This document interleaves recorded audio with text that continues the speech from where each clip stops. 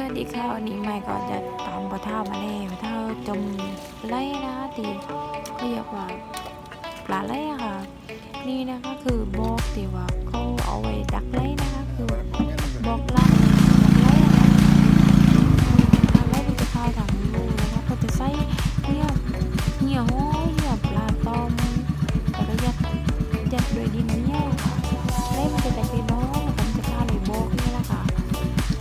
เนี่ยนะคะปลาเท่ามาตั้งไว้12บอกนะคะมันคาไม่ตกบอกเลยมันบอกกระช่องตัว3ตัวได้แล้วนะช่วงนี้นะคะมันจะมีเยอะนะคะปลาไล่ติดทะเลน้อยนะคะนี่มันจะอยู่ตามแถวปากโป้งบางทีลอกๆนะคะแล้วมันจะชอบอยู่แถวอะไรค่ะ